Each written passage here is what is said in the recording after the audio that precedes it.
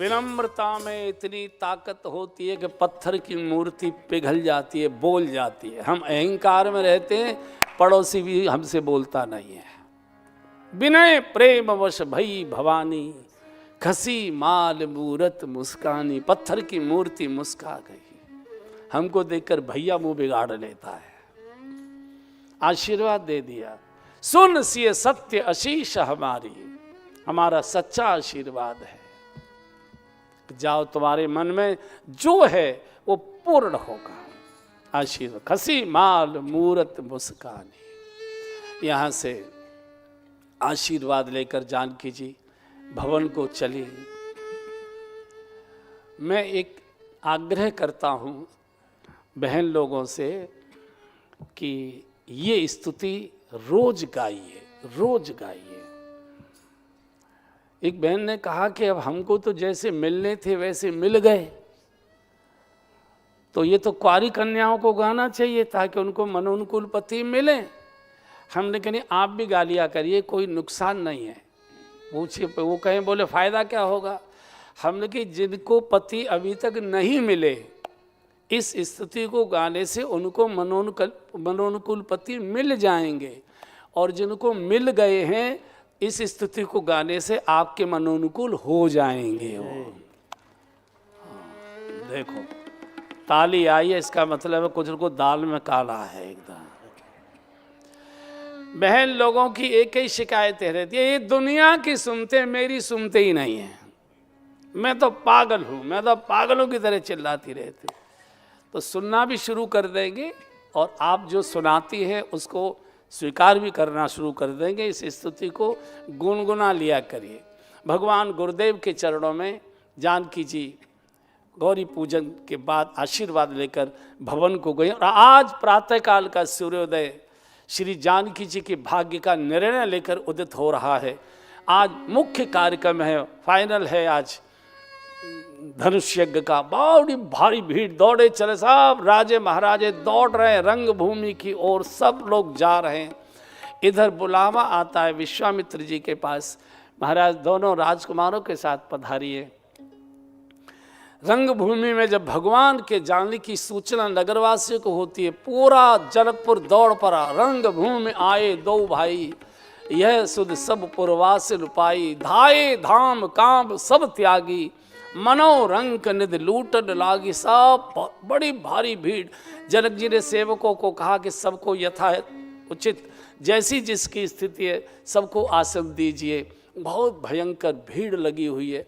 इधर जब भगवान पहुँचे हैं, एकदम भगवान को देखकर सबके नेत्र स्थिर हो गए भगवान की रूप दर्शन करने में। सम मंचंते मंच एक सुंदर विशद विशाल, मुन समेत तथा बंध दो बैठा रे भयपाल। जहाँ जिसकी जैसी इच्छा थी, सबके रही भावना, जिनके रही भावना जैसी, प्रभु मूर्त तिन देखी तैसी। लाखों नेत्र भगवान को एक साथ टकटकी लगाकर देख रहे हैं, लेकिन सबकी मन स्थिति अलग अलग है। जो वहाँ अहंकारी राजा आए थे, भगवान उनको भयानक रूप में दिखाई दे रहे हैं। जो दानव मानव रूप लेकर बैठे थे रावण आदि, भगवान उनको काल के रूप में दिखाई दे रहे हैं। जो संत जन बैठे थे, भगवान उनको इष्ट के रूप में दिखाई दे रहे हैं। नगरवासियों को भगवान अपने सगे संबंधी के रूप में दिखाई दे रहे हैं। और जनक और सुनैना जी को भगवान अपने बेटे के रूप में दिखाई दे रहे हैं। जैसी जिसकी मन की दशा थी उसी के अनुसार वो सब अलग अलग दर्शन कर रहे हैं। इधर शतानंद जी ने जगत जी को कहा कि महाराज अब स्वयंवर का मुहूर्त प्रारंभ हो गया, जानकी जी को बुलाइए, बिटिया रानी को बुलाइए, अब स्वयंवर की क्रिया को प्रारंभ करते हैं। आज जानकी जी का बहुत सुंदर सखियों ने श्रृंगार किया है, लेकिन गोस्वामी जी जानकी जी के श्रृंगार का वर्णन इसलिए नहीं करते कि जानकी जी जगन माता हैं और माँ के श्रृंगार का वर्णन करना अपराध माना जाता है। माँ कैसी भी हो वो पूज्य ही होती है। तो सुबह श्रृंगार कहते हैं, बहुत दिव्य श्रृंगार है। धीरे धीरे सखियाँ मंडप पे प्रवेश कर रहे हैं, और जैसे मुख्य द्वार के पास से अंदर प्रवेश हुआ मंडप की ओर, पूरे वातावरण में भक्ति की दिव्य सुगंध आने लगी, भक्ति महारानी का प्रवेश हो रहा है। सखियां धीरे धीरे मंगल गीत गाते आ रही हैं। एक बार गाइए। धीरे चलो सुकुमार, सुकुमार सिया प्यारी, धीरे चलो सुकुमार, सुकुमार सिया प्यारी, धीरे चलो। सब गाइए। किशोरी जी का प्रवेश हो रहा।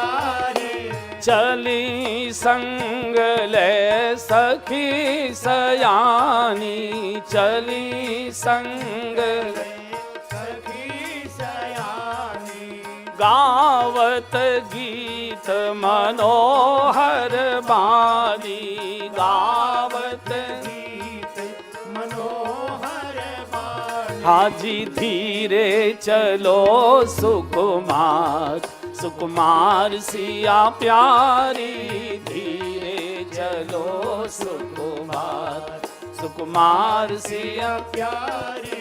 सोहनवल तनु सुंदर साड़ी, सोह हरियाली साड़ी पहने मार। हाँ सोहनवल तनु सुंदर साड़ी, सोहनवल तन सुंदर सारी। जगत जननी अतुलित छवि भारी, जगत जननी अतुलित छवि भारी। ए जी धीरे चलो सुकुमार, सुकुमार सिया प्यारी, धीरे चलो सुकुमार, सुकुमार सिया प्यारी। रंग भूमि जब सिया पगुधारी, रंग भूमि जब सिया पगुधारे।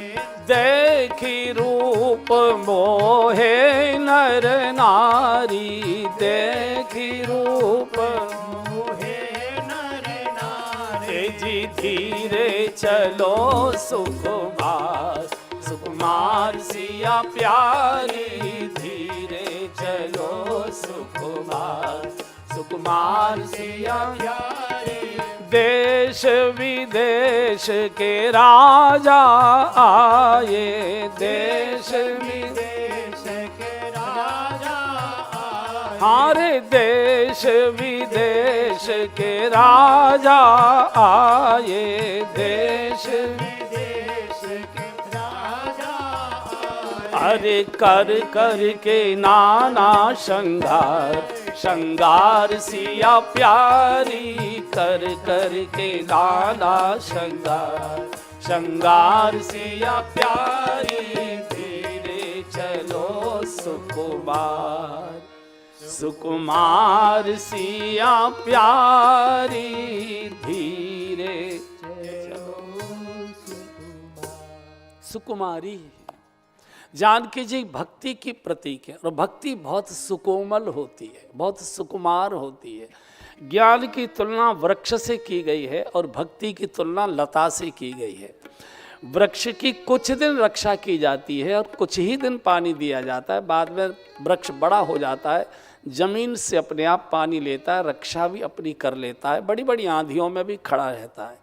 लेकिन जो लता है, बेल है, इसकी रक्षा बहुत करनी पड़ती है। ज़्यादा पानी दे दिया तो पीली पड़ जाएगी और पानी देना भूल गए तो सूख जाएगी। और बेल को ऊपर चढ़ाने के लिए कोई ना कोई बांस, कोई ना कोई रस्सी, कोई ना कोई झाड़ी लगानी पड़ती है। भक्ति अपने आप नहीं बढ़ती, भक्ति किसी न किसी संत के सहारे से जीवन में बढ़ा करती है। भजन में, भक्ति में किसी न किसी संत महापुरुष का सहारा चाहिए। मनमाना भजन नहीं चलेगा, मनमुखी भजन फलित नहीं होता, गुरुमुखी भजन फलित होता है। गुरु की शरण में, गुरु के आशीर्वाद से, गुरु के मार्गदर्शन में कोई न कोई संत गुरु वही। और दूसरे, ज़्यादा देर भजन करना शुरू कर दिया तो बीमार हो जाओगे, जो कर रहे थे वो भी छूट जाएगा।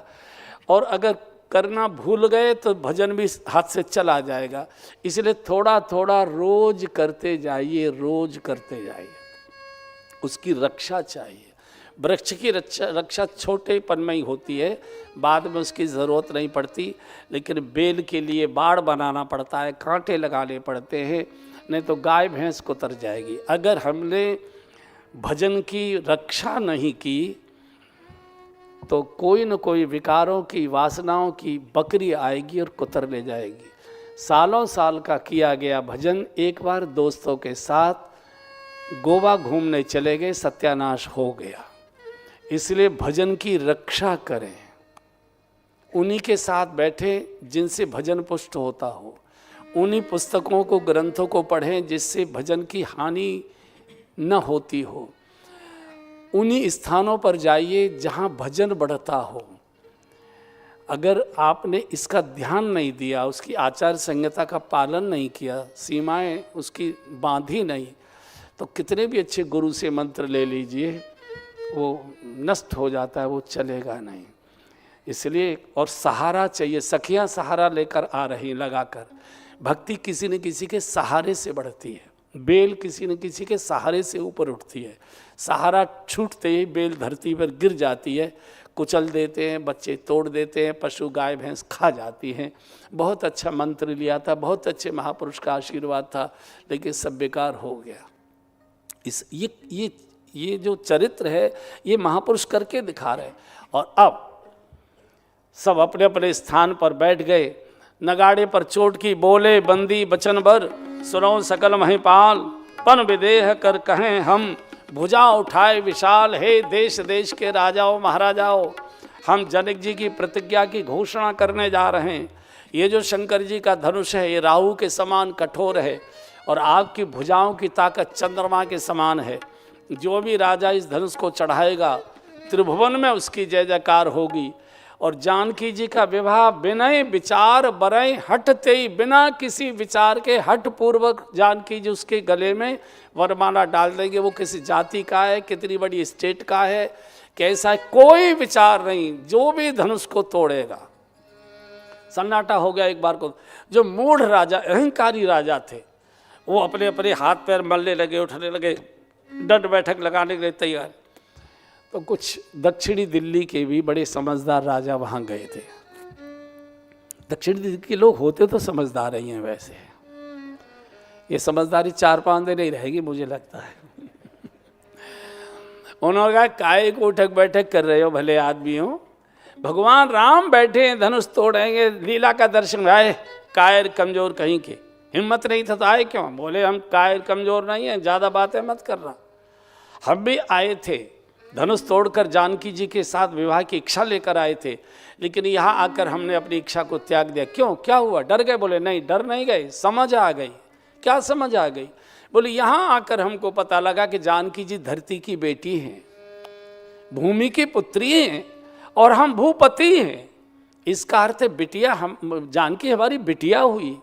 और कोई भी बाप अपनी बेटी से अपना विवाह की बात सोचे, इससे बड़ा कोई और महापाप हो सकता ही क्या? इसलिए हमने विचार त्याग दिया। तो मूढ़ राजा ने कहा अब काहे को बैठे हो, जाओ। बोले अभी हम बैठेंगे। क्यों? बोले कन्यादान लेकर जाएंगे, ये हमारी कन्या है, हम इसका कन्यादान लेकर जाएंगे। लेकिन राजा उठते हैं अपने अपने इष्ट देवों को मनाकर और हिलाने की कोशिश करते हैं, धनुष हिलने को तैयार नहीं। और एक स्थिति ऐसी आ गई कि भूप सहस 10 एक ही बारा, लगे उठावन टरही। हाँ जी, भूप सहस 10 एक ही बारा, लगे उठावन टरही। हाँ जी, डगइन शंभु सरासन कैसे, कामी वचन सती मन जैसे। डगइन शंभु सरासन कैसे, कामी वचन सती मन जैसे। कामी वचन सती मन जैसे। हाँ जी, कामी वचन सती मन जैसे। एक साथ 10,000 राजा धनुष पर। गोस्वामी जी से किसी ने कहा बाबा ये क्या करते हो? अगर ये 10,000 राजा उठा लेते धनुष को तो क्या जानकी जी की चटनी बनाकर बांटते आप लोगों में? ये क्या कर रहे थे आप? गोस्वामी जी ने कहा डरो मत, ये 10,000 राजा धनुष को उठाने के लिए नहीं चुपके थे, बोले तो दवाई रखने के लिए चुपके थे, हम उठने ही नहीं देंगे। और यही समाज का सोच है। हम भले ही अच्छा काम न कर पाए लेकिन किसी और अच्छे काम करने वाले को दबा के रखेंगे, उसको उखाड़ेंगे। इसलिए समाज में हमेशा अच्छे काम का बहुत विरोध होता है और वही विरोध करते हैं जो करने लायक नहीं है कुछ भी। उनको ईर्ष्या होती है कि हम नहीं कर पा रहे, ये कहाँ से पैदा हो गए। इसलिए समाज में अच्छे कामों का बहुत विरोध आप देखेंगे। 10,000 राजा उठाने के लिए नहीं, दबाए रखने के लिए। सब नृप भय जोग उपहासी, जैसे बिन विराग सन्यासी। सन्यास का वेश ले लिया लेकिन वैराग्य बिल्कुल नहीं है, केवल संपत्ति और बिल्डिंगें बनाने में पूरा जीवन लगा दिया है। गोस्वामी जी ने लिखा है जैसे बिन विराग सन्यासी, जैसे वो उपहास का पात्र बनता है। जनक जी डाइस पर आ गए और जनक जी ने कहा ए राजाओं महाराजाओं, अगर मुझे ये मालूम होता कि परशुराम जी ने धरती को क्षत्रियों से हीन कर दिया, रहित कर दिया है, तो मैं इतनी कठोर प्रतिज्ञा लेकर जगत में अपना उपहास नहीं कराता। खबरदार, अब किसी ने अपने को वीर कहा, अब जन को माखे भटमानी, वीर विहीन मही में जानी। मैंने जान लिया धरती वीरों से खाली हो चुकी है। सन्नाटा हो गया। कुछ समझदार राजाओं ने कहा कि अरे अब तो उठ लो, कुछ और बची है क्या सुनने के लिए? बोले तुम जाओ, हम तो अभी बैठेंगे। तुम क्यों बैठे हो? बोले अभी हमको आशा है। काय की आशा है? बोले स्वयंवर की। स्वयंवर मतलब? बोले देखिए धनुष तो किसी से टूटा नहीं और राजा कन्या को कुंवारी घर में रखेगा नहीं, हाथ पीले तो जरूर करेगा। तो किसी न किसी समझदार साधु से, ब्राह्मण से पूछेगा कि गुरुजी आप ही बताओ क्या करूं। तो वो कह देंगे भाई देखो बेटी के तो हाथ पीले कर रही है, धनुष तो कोई टूट नहीं रहा है, ऐसा करो वरमाला लेके घुमा दो, जिसको पसंद करेगी उसके गले में डाल देगी, हो सकता है हमारा नंबर इसी में लग जाए। तो जनक जी ने अपने सेवक को पूछा कि मैंने इतनी फटकार लगाई, ये राजा उठ के क्यों नहीं जा रहे? बोले अभी इनको आशा है। आशा काय बात की? बोले वरमाला के स्वयंवर की। जनक जी ने फिर माइक ले लिया, एकदम ललकार कर कहा ए राजाओ। राजा बोले क्या बात है? बोले तजहु आस। आशा में बैठे हो ना जी? बोले तजहु आस, आशा त्यागो। तो राजा ने कहा फिर करें क्या? बोले निज निज गृह जाहू, आशा त्यागो और अपने अपने घरों को लौट जाओ। तो सब राजाओं ने हल्ला करना शुरू कर दिया, क्यों लौट जाए? तो जनक जी ने कह दिया कि लिखान विधि वेदे विवाहु, लिखान विधि वेदे विवाहु, लिखान विधि वेदे। और कहते कहते रो पड़े, विधाता ने मेरी बेटी के भाग्य में विवाह का मुहूर्त ही नहीं बनाया है। तजो आस निज निज गृह जाओ। जानकी जी भक्ति की प्रतीक है और भक्ति में आशा और तृष्णा ये दोनों निषेध है। भक्ति समर्पण चाहती है, तुम अपहरण करने आए हो। सन्नाटा हो गया। लक्ष्मण जी तिलमिला गए, एकदम खड़े हो गए। भगवान कहीं जनक जस अनुचित मानी, विद्यमान रघुकुल मन जानी। जहां आप विराजमान हो और वहां कोई कहते वीर विहीन मही में जानी। अगर किसी और ने बोला होता मैं उसका सिर धड़ालक कर देता। और अगर इनको वीरता केवल धनुष उठाने से ही अनुभव में आती है, मान्यता है इनकी, तो जैसे हाथी कमल की नाल को, डंडी को तोड़ देता है, ऐसे धनुष के 2 टुकड़े कर दूं, सारे ब्रह्मांड को उठा के कच्चे घड़े के समान फोड़ दूं।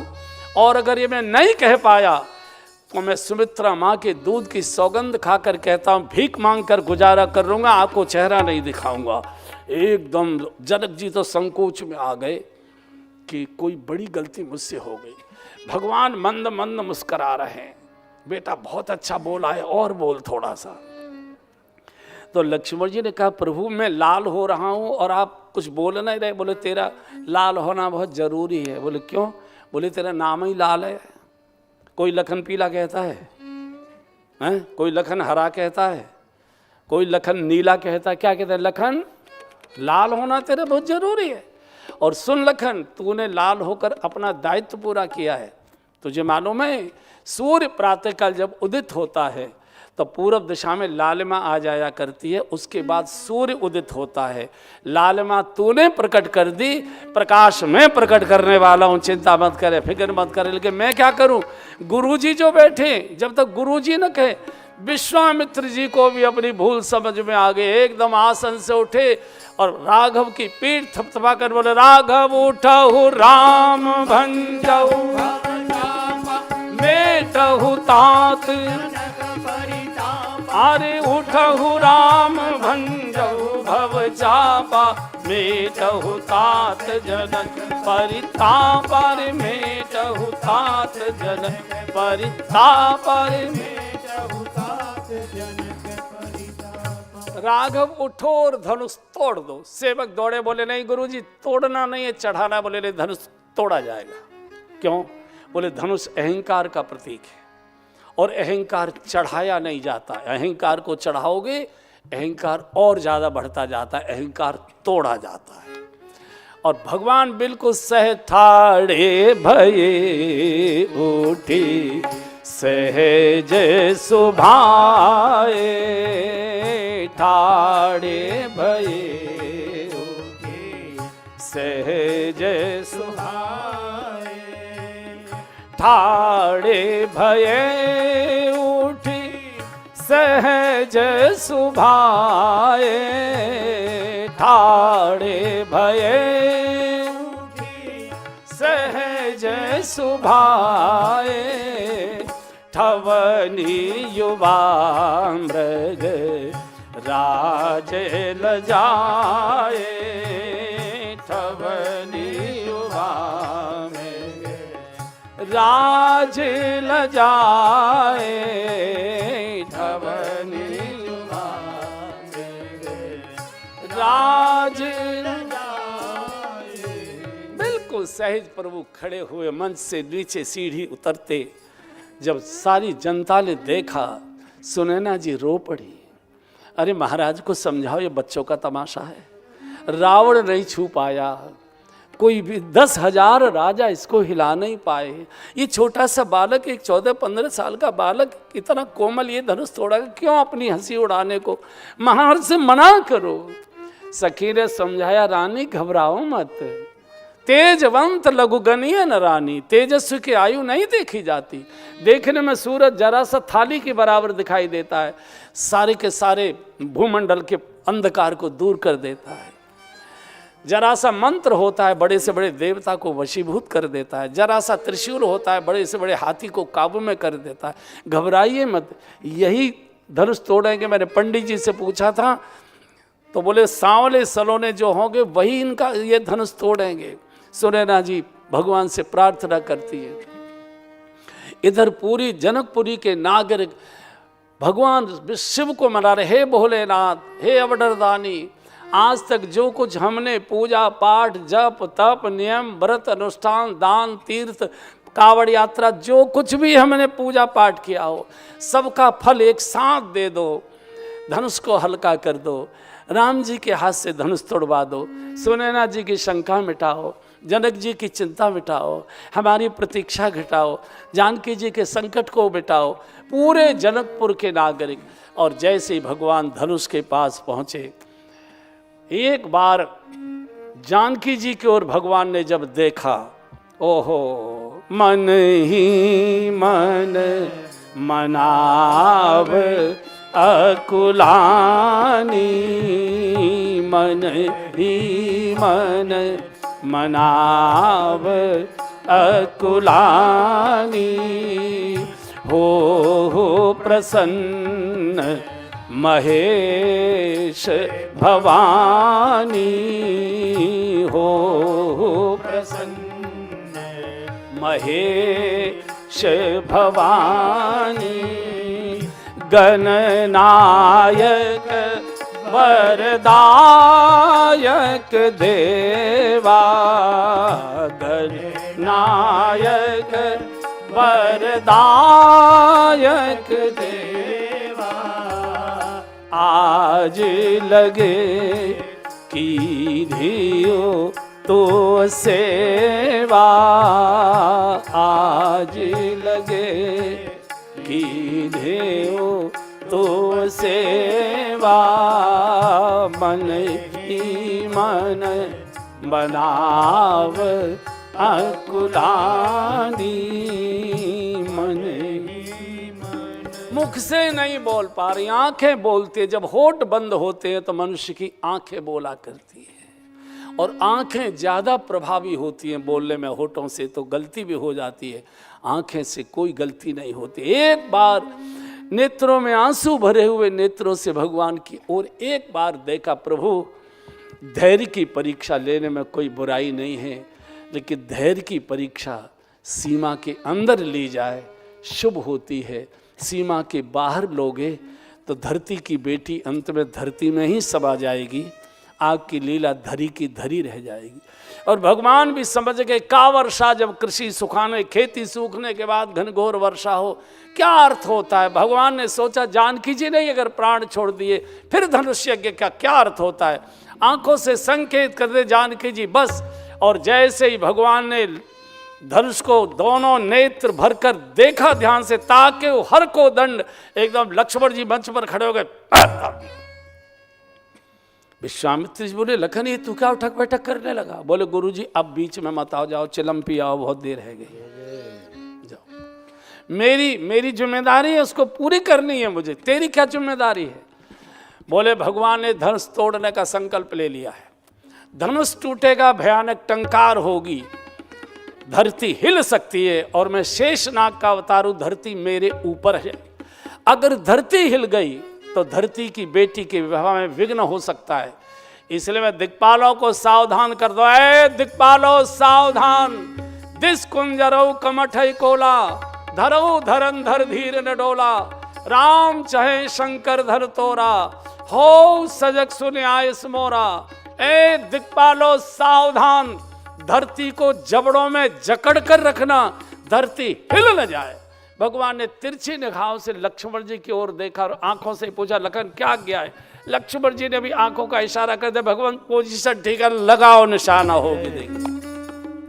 और जब तक काल ग्रीन सिग्नल नहीं देता तब तक भगवान में कोई क्रिया नहीं होती। काल ने ग्रीन सिग्नल दिया, उसी समय भगवान ने धनुष की 3 परिक्रमा की। मन ही मन माता पिता को प्रणाम किया, गुरुदेव को प्रणाम किया, जनक सुनैना को प्रणाम किया, धरती को प्रणाम किया, धनुष को प्रणाम किया, शंकर भगवान को प्रणाम कर जैसे ही भगवान ने धनुष को एक ओर से पकड़कर खींचा, इतनी जोर की चमक हुई कि कड़ कड़ कड़ कड़ तेई छन राम मध्य धनु तोरा, भरे भुवन धनु घोर कठोर, तेई छन राम मध्य धनु तोरा, भरे भुवन धनु कठोरा रे, भरे भुवन धर घोर कठोरा रे, भरे भुवन घोर कठोर, रव रवि भाज तज मार्ग चिकर ही दिग्गज डोल, आई मैं कोल कूरम तलमल, सुर असुर मुनि कर कान दीन, सकल विकल विचार ही को दंड खंड राम, तुलसी जयति वचन उचार, तुलसी जयति वचन उचार, तुलसी जयति वचन। बोलिए राजा रामचंद्र भगवान की।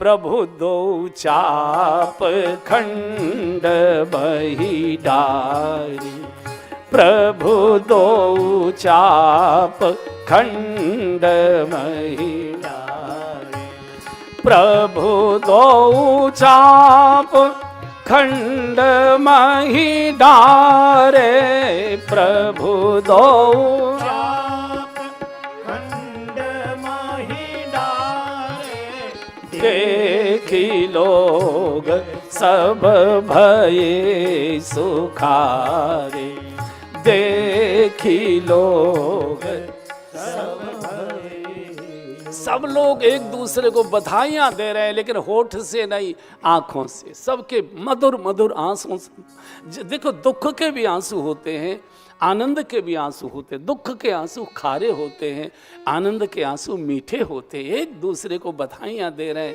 सखियाँ वरमाला लेकर जानकी जी को प्रभु के सन्मुख जाकर खड़ा करती हैं। प्रभु शीश झुकाए खड़े हैं। बहुत देर हो गई, पहना नहीं पा रहे हैं। गोस्वामी जी बहुत मर्यादा का शब्द लिखा है, प्रेम विवश पहराए न जाई। प्रेम के कारण से नहीं पहना पा रहे। ऐसा नहीं था। शादी के समय बहन लोग भी बदला लेती हैं, ऐसा मैंने सुना है। जिनकी शादी वो याद करो उस समय की। तो था क्या कि भगवान ऊंचे थे लंबाई में, जानकी जी थोड़ी छोटी थी, हालांकि हाई हील के सैंडल पहने हुई थी, लेकिन फिर भी वो हाथ ऊपर तक जा नहीं रहा था। कितनी उचके, बड़ी मुश्किल। तो जानकी जी ने आंखों के इशारे से लक्ष्मण जी को कहा, देवर जी। वहीं से देवर शब्द आया, जो वर को देता है, जो वर को दिलवाता है, वो देवर होता है। देवर जी तुम हो लखन शेष अवतारा, तुम हो लखन शेष अवतारा, तुम्हारे शीश भूमि कर भारा, तुम्हारे शीश भूमि कर भारा।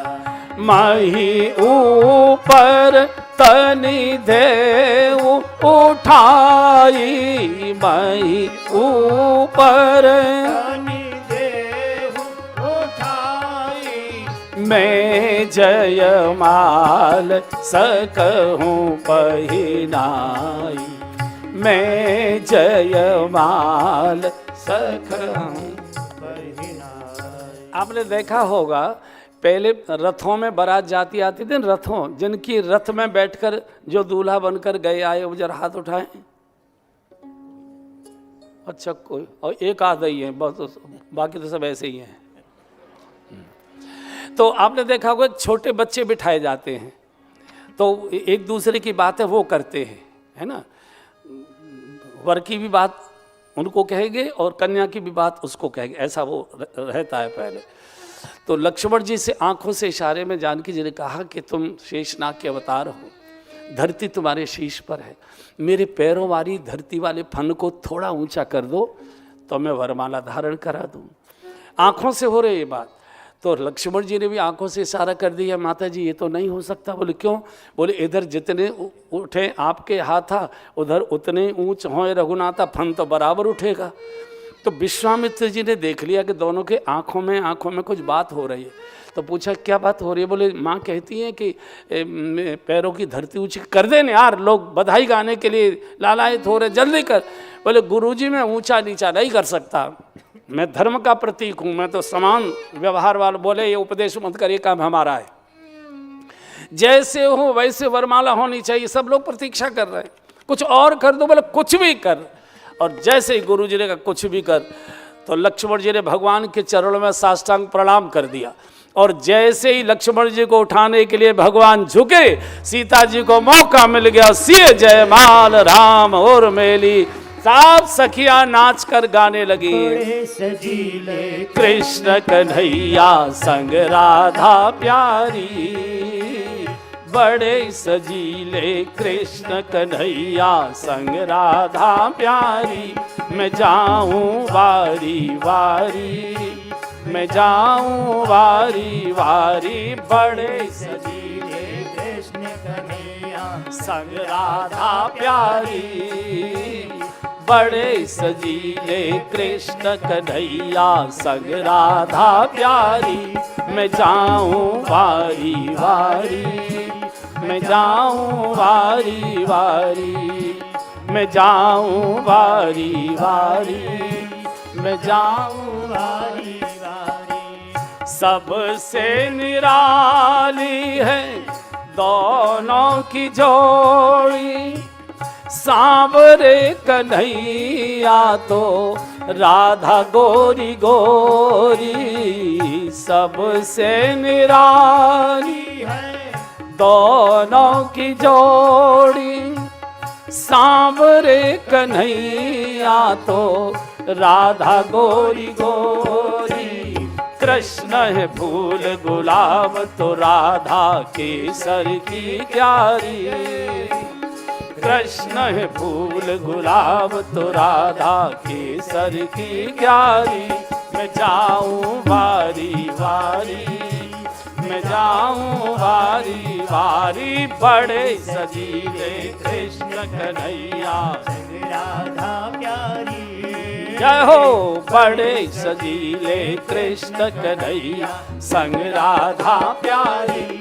मैं जाऊं वारी वारी, मैं जाऊं वारी वारी, मैं जाऊं वारी वारी, मैं जाऊं वारी वारी। दोनों ने अब तार लिया है, जन्म जन्म का बंधन बांध लिया है। दोनों ने तार लिया है, जन्म जन्म का बंधन बांध लिया है। तन है कृष्ण मुरार तो सांसें हैं राधा प्यारी। तन है कृष्ण मुरार तो सांसें हैं राधा प्यारी। मैं जाऊं वारी वारी, मैं जाऊं वारी वारी, बड़े सजीले कृष्ण कन्हैया संग राधा प्यारी। बड़े सजीले कृष्ण कन्हैया संग राधा प्यारी। मैं जाऊं वारी वारी, मैं जाऊं वारी वारी।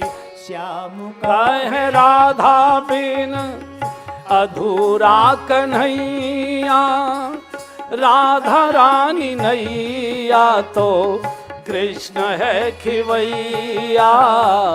श्याम कहे राधा बिन अधूरा कन्हैया, राधा रानी नैया तो कृष्ण है खिवैया।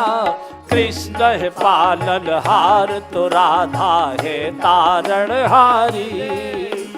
कृष्ण है पालनहार तो राधा है तारणहारी। मैं जाऊं हरि बोल।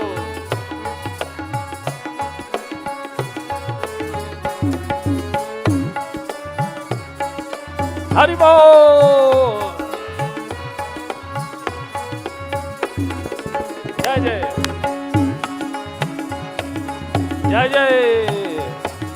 राधे राधे रटो चले आएंगे बिहारी। राधे राधे रटो चले आएंगे बिहारी। वो आएंगे बिहारी चले आएंगे बिहारी। आएंगे बिहारी चले आएंगे बिहारी। श्री राधे राधे, राधे राधे रटो चले आएंगे बिहारी। राधे राधे रटो चले आएंगे बिहारी। ओ राधा मेरी चंदा चकोर है बिहारी। राधा मेरी चंदा चकोर है बिहारी। ओ राधा मेरी चंदा चकोर है बिहारी। राधा मेरी चंदा चकोर है बिहारी। श्री राधे राधे, राधे राधे रटो चले आएंगे बिहारी। राधे राधे रटो चले आएंगे बिहारी। ओ आएंगे बिहारी चले आएंगे बिहारी। आएंगे बिहारी चले आएंगे बिहारी। श्री राधे राधे, राधे राधे रटो चले आएंगे बिहारी। राधे राधे रटो चले आएंगे बिहारी। श्री राधे राधे, श्री राधे राधे, श्री राधे राधे, श्री राधे राधे, श्री राधे राधे, श्री राधे राधे, श्री राधे राधे, श्री राधे राधे, श्री राधे राधे राधे राधे, श्री राधे राधे राधे राधे, श्री राधे राधे राधे राधे, श्री राधे राधे राधे राधे, श्री राधे राधे राधे राधे राधे राधे राधे राधे राधे राधे राधे राधे। बोल।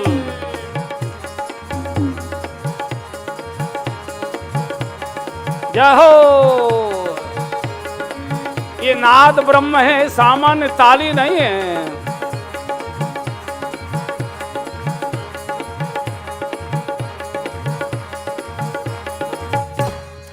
जय जय श्री राधे। जिसके हाथ नीचे वही नरक में। फिर से जय जय श्री राधे। ये हाथ उठाकर जय जय कराना ये हम कोई खेल नहीं करते। इसके पीछे का सिद्धांत है। छोटे बच्चे को जब अपनी माँ की गोद में आने की इच्छा होती है तो छोटा बच्चा माँ के सामने ऐसे हाथ उठा देता है, मैया हाथ पकड़ती है, उठाकर गोद में ले लेती है। जैसे ही हम भगवान के सामने जय जय श्री राधे तो राधे रानी हाथ बढ़ाएंगी, उठाकर गोद में बिठा लेगी। इसलिए करते हैं जय जय श्री राधे। जय जयकार हो रही थी, नृत्य गायन में सब डूबे थे। उसी समय ते ही अवसर सुने शिवधनु आयहूँ भृगुकुल कमल।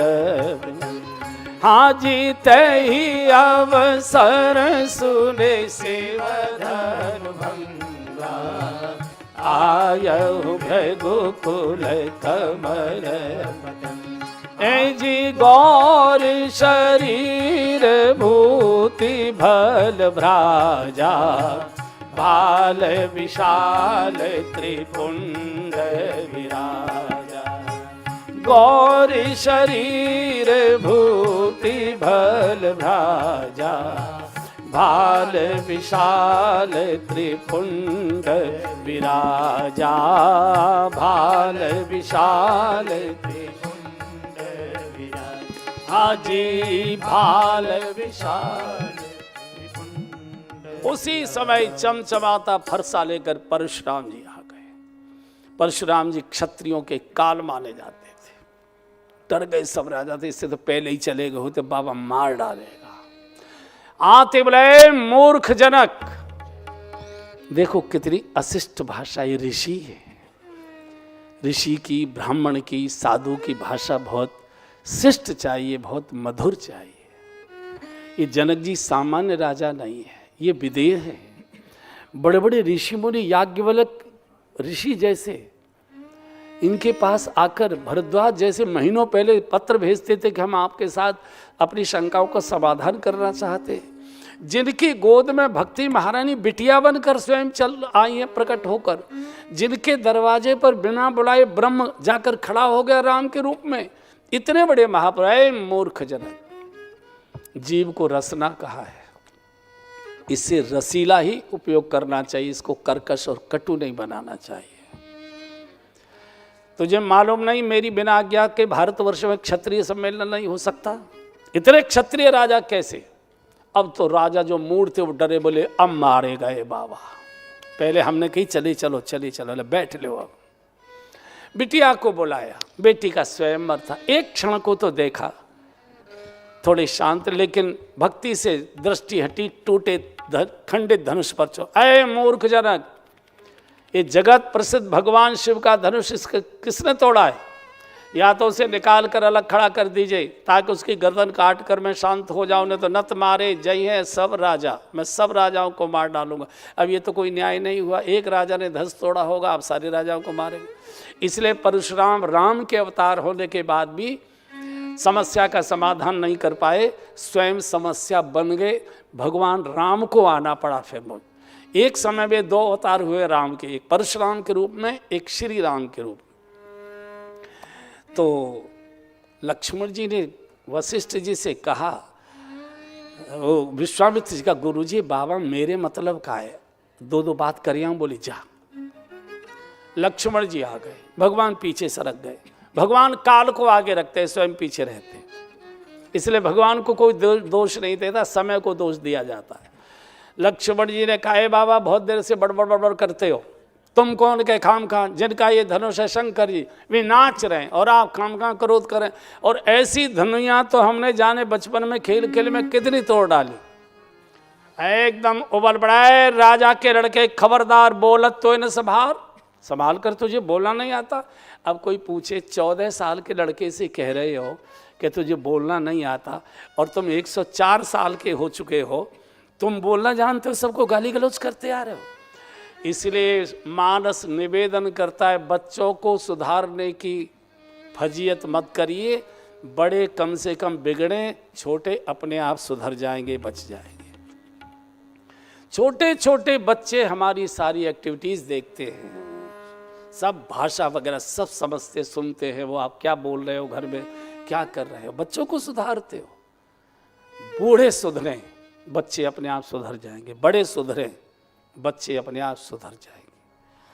बोले ये इसे तू कह रहा है धनु ही धनु ही सम त्रिपुरार धन विदित सकल संसार। तो लक्ष्मण के बाबा अब तो आपकी बात पूरी हो गई। जब आप कह रहे हो धनुष साधारण नहीं है, तो इतना तो मस्तिष्क चलाओ कि जब धनुष साधारण नहीं है तो तोड़ने वाला भी तो साधारण नहीं होगा, तोड़ने वाला भी तो साधारण ही होगा। लेकिन अहंकार के कारण से विवेक शून्य हो चुका है। भगवान बीच में आ गए। भगवान ने कहा अपराधी मैं नाथ तुम्हारा, मैंने अपराध किया है, आपको अगर गर्दन मेरी काटनी है तो काट दीजिए, शांत हो जाइए, लेकिन आपके मुख से गाली देना शोभा नहीं देता है।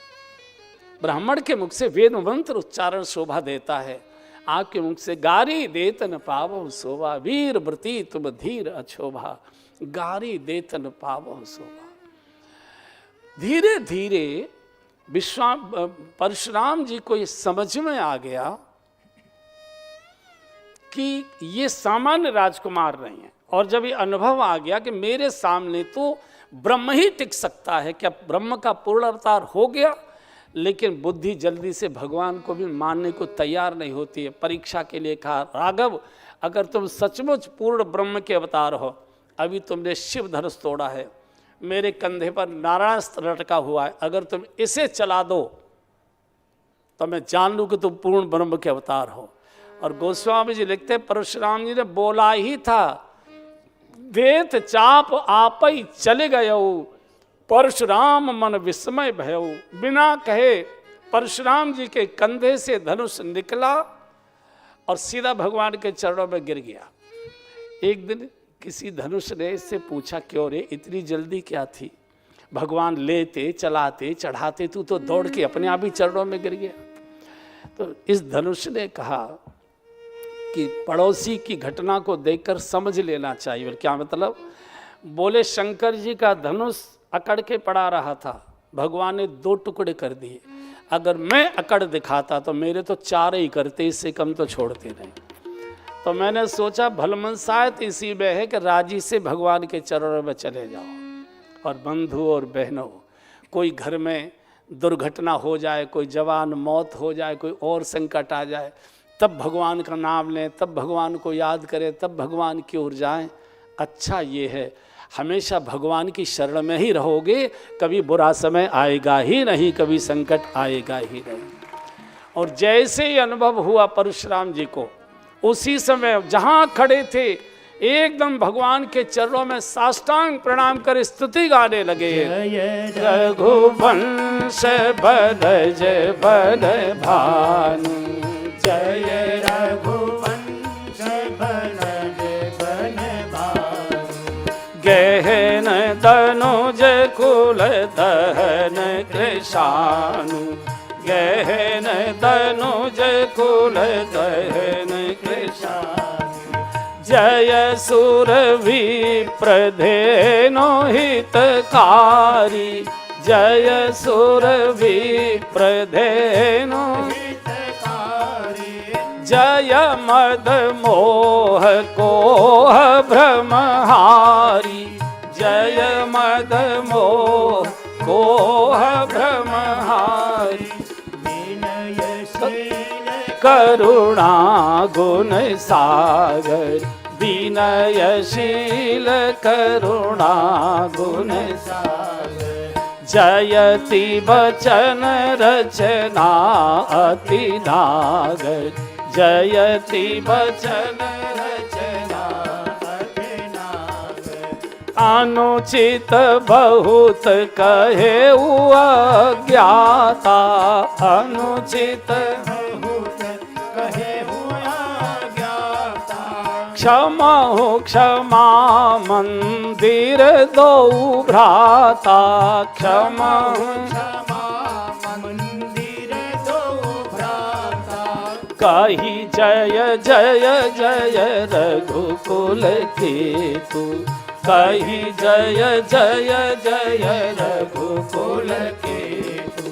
भृगुपति गए भरहि तप हेतु, भृगुपति गए भरहि तप हेतु। हरे राम राम राम हरे हरे, हरे राम राम राम हरे हरे।